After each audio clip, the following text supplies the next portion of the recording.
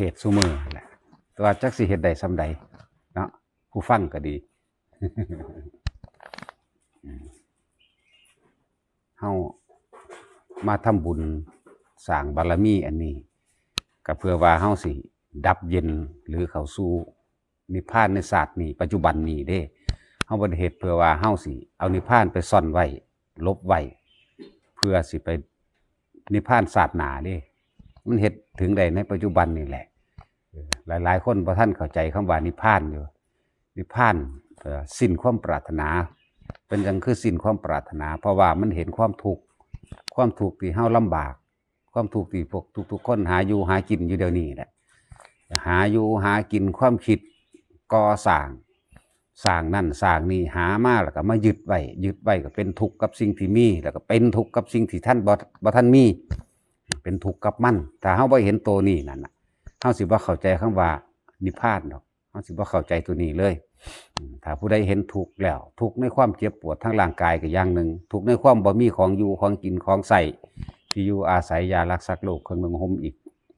มื้อนี้เฮาเอาเข้ามาร่วมมาในใจของเฮาเองเพราะว่าทุกอย่างมันออกจากใจเฮาออกจากความคิดแสวงหานั่นแหละแล้วก็ดิ้นรนเมื่อได้มาแล้วก็รักษาและหวงแหนเมื่อรักษาและหวงแหนล่ะถ้าเกิดว่ามีคนมาลักมีคนมาทำลายจังซี่ก็เกิดการทิ่มแทงโดยหอกคือปากมันและสุดท้ายมันก็ฆ่ากันนั่นแหละแต่เฮาเห็นทุกสิ่งทุกอย่างเป็นสรรพทุกข์ทั้งหมดสรรพทุกข์ทุกข์ทั้งใจทุกข์ทั้งใจทุกข์ทั้งกายคือความเจ็บไข้ได้ป่วยทุกข์ทั้งใจคือความบ่ได้ดังใจมันทุกข์กับสิ่งที่เปลี่ยนแปลงสุขกับสิ่งที่เสื่อมและสลายไปได้ทุกสรรพสิ่งในโลกนี้เสื่อมสลายเบิดเลยบ่มีอีหยังที่ยั่งยืนดอก ถ้าเฮาหันเข้ามาเห็นความพ่อในตัวของเองก็ว่าอาหารเป็นหนึ่งในโลกแต่เฮามีอาหารอยู่กินพ่อเพียงกับการอยู่กันกินแต่ละมื้อแล้วเนี่ยหันเข้ามาเบิ่งว่าก็จักสิดิ้นรนอีหยังก็ดอกนะในความดิ้นรนทั้งหลายแหล่เฮาก็ฆ่าคนก็ได้ฆ่าสัตว์ก็ได้เนี่ยลักทรัพย์ลักของคนลักเบิดทุกอย่างก็ได้ลักเอาคนก็ลักได้ประพฤติผิดทั้งใจทั้งกามมื้อนี้ก็ไล่ทั้งนั้นโกหกทำให้ผู้อื่นเสียชีวิตและทรัพย์สินก็ได้โยนความผิดก็ได้กินเหล้าเมายาก็ได้นี่คือทุกข์ทั้งหลายจากความดิ้นรนทั้งใจของเฮาที่เฮาเห็นเมื่อดิ้นรนทั้งใจกับทั้งกายกับกระทำนั่นแหละแต่เฮาเห็นสิ่งที่มันยึดมั่นถือมั่นไว้ในสิ่งนี้แหละสิ่งอยากนี่แหละความอยากและความยึดเท่านั้นแหละอยากให้ได้ดังใจแล้วก็ยึดโดยการออกแสวงหาเพื่อให้มาเอาไว้ให้มันได้อยากกับยึด แต่ให้เห็นความจริงว่าสิ่งที่สำคัญสูงสุดในโลกนี่คืออาหารมาเป็นที่หนึ่งในโลกอยู่แล้วแม้แต่สัตว์มันบ่มีเสื้อผ้าใส่มันก็ต้องกินอาหารด้วยกันสำหรับคนก็ว่าอาหารที่อยู่อาศัยยารักษาโรคและเครื่องนุ่งห่มแต่เฮาเห็นความเพียงความพ่อในจิตใจของเจ้าของแล้วความดิ้นรนทางใจของเฮามันก็สิคอยหดสั่นเข้ามาดอกฉะนั้นการสร้างบุญบารมีอิหยังก็แล้วแต่เถอะบ่ได้สร้างเพื่อว่าสิไปเป็นอีหยังดอกในภายภาคหน้าแล้วสิไปนิพพานในศาสตร์หน้าเด้อย่าเก็บคำว่านิพพานซ่อนไว้ในความจินตนาการของเจ้าของว่าสร้างเพื่อสิไปนิพพานศาสตร์หน้าเด้เอาศาสตร์นี้เลยท่านก็ให้เป็นการดับทุกข์บ่แม่นท่านเพื่อเพิ่มทุกข์โดยการขอเมื่อมีการขอแล้วก็มีการล่อหวังนั่นแหละมันเลยบ่เป็นการดับทุกข์โดยการให้ท่านบุญอันเกิดจากการให้ท่านอีหยังก็แล้วแต่สามารถทำความสงบเย็นให้เจ้าของได้เป็นว่าดับความปรารถนานั่นแหละบ่จำเป็นต้องไปขอนั่นแลกนี่เด้จริงๆคนเอาของหน่อยไปแลกของหลายหวังผลมากคนมากอีหยังวะหวังใจนั่นแหละมันไปสร้างก่อจินตนาการเอาไว้ดิ้นรนไป หรือว่าท่านก็เป็นการดับทุกข์ได้แล้วถ้าชื่อว่าเอาไปตามล่าตามพุทธวจนะที่พุทธเจ้าคนสั่งสอนท่านที่ไม่มีความหวังท่านที่ไม่มีความปรารถนาเนี่ยเป็นทานเพื่อการดับทุกข์แล้วทานแล้วไม่มีความหวังสิ่งใดอีกเกิดความสงบเย็นภายในจิตใจแห่งตัวเองเป็นผู้ไม่ปรารถนา วัตถุสิ่งใดสิ่งหนึ่งเพื่อมาบำรุงกามแห่งตนนะทานนั้นมีผลมากบุคคลผู้ให้ทานอยู่เช่นนี้เนี่ยเมื่อเขาแตกกายทำลายขันธ์ย่อมเข้าสู่พรหมกายิกานั่นธรรมดาบ่เมื่อเขาตายทำลายชีวิตออกจากพรหมกาแล้วเนี่ยย่อมเข้าสู่อนาคามีเป็นผู้มีมิตรมีสหายกับอนาคามีถ้าว่าอนาคามีแหละก็แสดงว่าผู้บ่กลับมาเกิดอีกว่าต้องเฮ็ดอีหยังอีกก็ได้มันก็ไปของมันอีกคอยเลื่อนไปหรือว่าท่านดับทุกท่านแบบใดก็ท่านแบบนี้ท่านโดยบ่ได้ปรารถนาหวังอยากได้อยากดีอยากมีอยากเป็นกับสิ่งใดเลยท่านนี่เป็นของมีประโยชน์ท่านนี่เป็นของเครื่องประดับจิตของเจ้าของแล้วก็เป็นเครื่องลดอัตตาตัวตนให้ตัวเองพร้อมคนให้ท่านต้องมีจิตใจที่สูงส่งท่านโดยการสงเคราะห์เท่านั้นเอง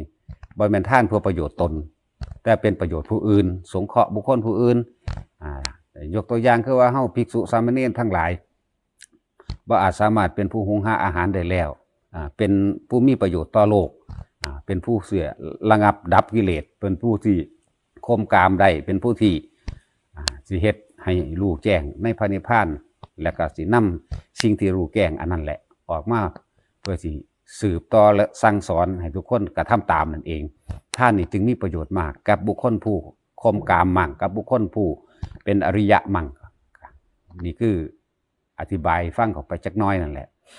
เราสมควรให้ทานกับบุคคลเช่นนี้ก็ให้ทานไปเพื่อเป็นประโยชน์กับผู้อื่นนั่นเองอย่างคือว่าท่านอย่าไปเฮ็ดให้เป็นประโยชน์ต่อเจ้าของประโยชน์ต่อเจ้าของก็คือเฮาเอาไปแลกของนั่นเองเอาไปแลก10 บาท20 บาท20 บาท100,000ก็สร้างหรือท่านอาหารเครื่องนุ่งห่มยารักษาโรคแม้กระทั่งการออกเงินกันเพื่อซื้อที่ดินสงฆ์จังซี่แต่ว่าเฮาไปปรารถนาบุญขอให้บุญนี้ไล่ไปล่ะสาธุเด้อนี่ขอให้ข้าพเจ้าถูกลอตเตอรี่รางวัลที่1มั่งแจ็คพอตมั่งเกิดไปพบใดศาสตร์ใดก็สร้างนี่คำว่าทุกข์ว่ายากอย่าให้มีกับผู้ขาเด้อนี่มันซ่อนไว้เห็นบ่มันซ่อนนิพพานไว้แล้วซ่อนไว้เพราะความบ่รู้นั่นเองซ่อนไว้ในจินตนาการของเจ้าของเพราะว่าบ่รู้คำว่านิพพานแปลว่าหยังนิพพานแปลว่าความดับเย็นดับความปรารถนาแล้วเกิดความเย็นจิตเย็นใจปลื้มใจในตัวเองนั่นแหละนี่ล่ะบุญแปลว่าจังซี่บุญบ่ได้แปลว่าอย่างเป็นประเภทนี้หรือต้องสร้างอย่างยิ่งใหญ่ดอกแต่เฮาสิพูดถึงผู้เพิ่นถึงพระนิพพานแล้วผู้เพิ่นถึงบุญแท้แล้วเพิ่นออกไปภาวนาน้ำปลานี่นึงเด้เพิ่นบ่ได้ไปสร้างหยังทางนั้นอีกเด้เพิ่นท่านอีหยังล่ะท่านอัตตาท่านตัวตนท่านอาชีพการงานเบิดทุกอย่างแล้วบ่ไปแย่งชิงกับไผแล้วท่านการฆ่าสัตว์ลักทรัพย์ประพฤติผิดในกามท่านการโกหกท่านการดื่มเหล้านี่เพิ่นท่านแล้วเพิ่นเพื่อสิให้เข้าถึงความดับความมีตัวตนความว่าวตัวตนจริงๆแล้วนั่นน่ะเฮาเข้าใจแต่ว่าเป็นรูปร่างกายอันนี้เด้รูปร่างกายนี่เป็นสมมุติอันนึงแค่มันเห็นได้ในรูปวัตถุซื่อเด้ความมีตัวตนจริงๆคือความรู้สึกที่อยากให้ได้ให้อยากให้เป็นนั่นเองความรู้สึกนั่นแหละคือตัวตนที่แท้จริงความรู้สึกความพอใจถ้าได้ดังความรู้สึกที่พอใจตัวนี้แล้วเนี่ยก็เลยไม่หยุดเป็นนักสั่นแต่ว่าเฮาบ่เข้าใจไปเห็นสัญญาหมายถึงว่าไปจำพวกเขามีเขารวยพวกเศรษฐีมหาเศรษฐีคิดว่าเขามีความสุขดีคิดว่าเขามีทุกอย่างเขาปรารถนายังเขาก็ได้เนาะเนี่ยคิดไปเอาเองอยากรวยคือเขาอยากเป็นคือเขาอยากสมบูรณ์คือเขาแต่นั่นคือความคิดของเฮาที่เฮาบ่เข้าถึงจุดนั้นคือกัน เฮาก็เลยท่านเป็นการแลกของแลกความร่ำรวยแลกยศถาบรรดาศักดิ์และอำนาจแต่ว่าเฮาบ่เห็นที่สุดของชีวิตการเกิดของแต่ละคนเฮาบ่เห็นความเปลี่ยนแปลงตั้งแต่เด็กน้อยเกิดมาใหญ่ขึ้นมาเรื่อยๆในความใหญ่ขึ้นมาเรื่อยๆนั่นน่ะย่อมมีความเจ็บปวดป่วยปวดหัวปวดแขวโดนน้ำตำนั่งโดนมีดบาดมั่งโดนยังมั่งหลายอย่างเฮาบ่เห็นความเป็นอนิจจังของร่างกายอันนี้และสุดท้ายแม้กระทั่งอนัตตานี่คือคนตายเฮาเห็นคนตายเอาอนัตตาแห่งกายความสิ้นไปความดับไปแห่งกายขนาดเฮาไปเผาคนมายกๆนี่เฮาก็ยังบ่ได้คิดว่าเฮาสิตายเด้บ่ได้หมุนหันเข้ามาบ่ได้หันเข้ามาเบิ่งเจ้าของได้ว่าเจ้าของก็สิตายแบบนี้ใจมันยังทะเยอทะยานไปทางใหม่พุ่นทะเยอทะยานหาอยากให้เป็นแบบนั้นแบบนี้เสย นั่งคุยกันจุ้มจ้ำนี่คุยกันเรื่องการเรื่องงานคุยกันเรื่องใดเรื่องดีเรื่องมีเรื่องเป็นเด้บ่ได้เบิ่งความสลดใจที่อยู่ต่อหน้าเฮาเองนั่นแหละคนทั้งหลายค่ะจังว่าขนาดกินข้าวอยู่ยังบ่ได้กินข้าวอยู่กับเจ้าของเองได้กินข้าวอยู่กับเงินกับงานกินข้าวอยู่กับบุคคลที่รักและที่เกลียดสัตว์ที่รักสัตว์ที่เกลียดวัตถุที่รักและวัตถุที่เกลียดปู๊มันเอาความรู้สึกนึกคิดไปมีความสุขหรือว่ามีความทุกข์กับบุคคลผู้นั้นผู้นี้นะสุขและทุกข์ไปอยู่นำผู้อื่นสุขและทุกข์ไปอยู่กับหมูกับหมาไปกับเขาที่อยู่ต่อหน้ายังไม่เห็นเลยอันนี้เป็นความจริงที่ทุกคนมองข้ามเบิดนั่นแหละแล้วเฮาจึงบ่เห็นธรรมจักเทื่อธรรมแปลว่าความจริงของทุกข์ข้างกายความจริงของสาเหตุแห่งทุกข์ที่เฮาดิ้นรนทะเยอทะยานมีความรู้สึกนึกคิดในความอยากได้อยากดีอยากมีอยากเป็นอันนั้นแหละในความรู้สึกอันนั้นแหละเพิ่นว่าภพชาติได้เกิดขึ้นแล้วนะภพได้เกิดขึ้นแล้วภพเกิดดับความว่าเกิดดับนี่จิตใจของเฮาเด้เป็นตัวเกิดดับเพิ่นเอาตัวนี้เด้บ่แม่นเอาคนเกิดมาจากท้องพ่อท้องแม่ออกมาว่าเกิดเอาตายไปเผาถิ่มเอิ้นว่าตายที่จิตใจของเฮามันสร้างไว้คำว่าเกิดดับสมมติว่าเฮากำลังคิดไปถึงบุคคลที่เกลียดกินข้าวอยู่นี่แหละคิดไปเบิ่งเด้อคิดไปเกิดความรู้สึกศูนย์อยู่ในใจของเองโมโหในใจเนี่ยเกิดความบ่พอใจนั่นความรู้สึกบ่ล่ะเป็นภพมาแล้วโมโหไปพอดีกินแค้นคำเข่าตายซ้ำอารมณ์นั่นได้พาไปสู่นิรยคติภพนรกคำว่านิรยคติภพนั่นนายนิรบาลย่อมนำไปจายุ่มผาบาลพวกเข้าใจวายทั้งสั้นนิรยบาลนี่นรกได้นำไปแล้วนรกได้กระชากไปแล้วกระชากความรู้สึกสิเจ้าของพุ่งไปเองเจ้าของได้ไปคิดเอาเองให้มันเป็นแล้วจังว่าคนกินเข่ายังไม่ได้กินกับเข่ากินอยู่กับผู้อื่นเบิดสัตว์อื่นเบิดกินอยู่กับอารมณ์บ่พอใจผู้นี้ศูนย์ขึ้นหรืออารมณ์พอใจกับบุคคลผู้นั้นดีใจกินแล้วยิ้มกินฝ้าวอิ่มแล้วฝ้าวไปหาเขาเนี่ยถ้ามันตายในลักษณะนั้นดิบ่แน่ได้ตัวนั้นแหละจะไปเป็นแบ่งแยกอีกที่หนึ่งที่เป็นสัตว์เดรัจฉานหรือสิเป็นประเภทใดก็แล้วแต่มันสิเป็นนั่นนี่บอกโดยเบื้องต้นฉะนั้นอย่าเอาคำว่านิพพานไปไว้ในศาสนาเอาไว้เดี๋ยวนี้โลดเอาไว้เดี๋ยวนี้แหละวิธีมันเฮ็ดจังใดล่ะวิธีมันการสิหยุดความคิดใดก็ต้องอาศัยตัวอื่นมาคิดแทนคือพุทโธนั่นแหละพุทโธบ่หักไผบ่สั่งไผดอกสังเกตเบิ่งดีๆเด้อขณะใดที่เฮาอยู่ในพุทโธ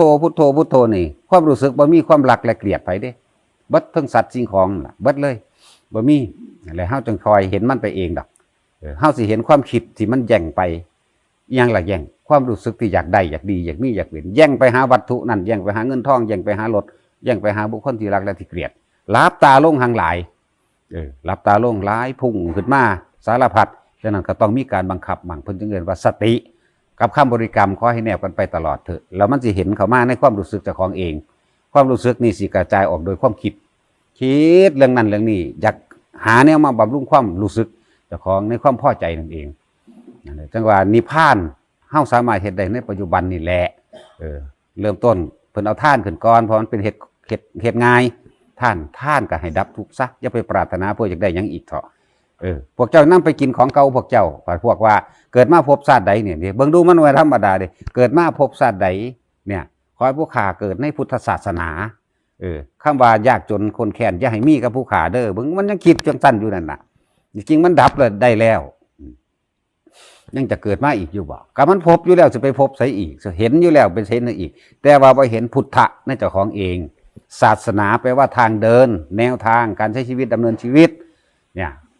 มันพบอยู่แล้วมันจะไปพบหาไผอีกพระพุทธเจ้าองค์ใดเท่าใดล้านพระองค์ก็สอนอันเดียวกันนี่แหละบ่ได้สอนอันอื่นอริยสัจสี่เสมอกันนี่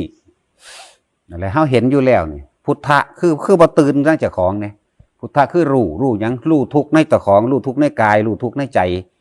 ดับทุกข์ในกายดับทุกข์ในใจนี่เองศาสนาคือมรรควิโอแปดนั่นแหละหนทางเดินหนทางการใส่ชีวิตมีอยู่แค่นั้นเองโดยว่ามีความปรารถนาอีกตายแล้วมันก็ไปเลยของมันคำว่าตายนี่ตายจากร่างกายแล้วที่จริงมันต้องตายก็ตายจากความปรารถนาตายจากความหวังนั่นเองตายออกจากความสิ้นหวังในความอยากมีอยากเป็นอีกแล้วนี่ให้มันตายจากตัวนี้ตั้งหากต้องเห็นตอนมีชีวิตนี่แหละบ่ได้ไม่เห็นตอนตายเด้บ่แม่นพระตายแล้วนิพพานเนี่ยบ่แม่นพี่ดับความรู้สึกที่ในความอยากได้อยากดีมีเป็นของเจ้าของเองนี่ว่าตายตัวนี้ตั้งหากส่วนร่างกายวัตถุธาตุมันเป็นธรรมชาติของมัน นั่นมันก็แค่นั่นแหละมันก็เป็นของสั้นของมันเองอยู่แล้วบ่มีไผอยากตายมันก็ตายน่ะทรัพย์นี่สั้นๆนึงเด้คำบอกบ่มีไผอยากตายมันก็ตายน่ะหมายถึงร่างกายเด้ที่จริงกันที่จริงเฮาอยากตายทั้งใจพี่เบิดความปรารถนาแล้วบ่มีความรู้สึกในความใดดีมีเป็นหยังอีกแล้วจึงเอิ้นว่านิพพานมันดับมันเย็นแล้วในปัจจุบันนี่แหละในขณะมีชีวิตนี่แหละเห็นก็เห็นมีชีวิตนี่แหละบ่ได้ไปเห็นตอนตายเด้เข้าใจบ่ล่ะเอาพอ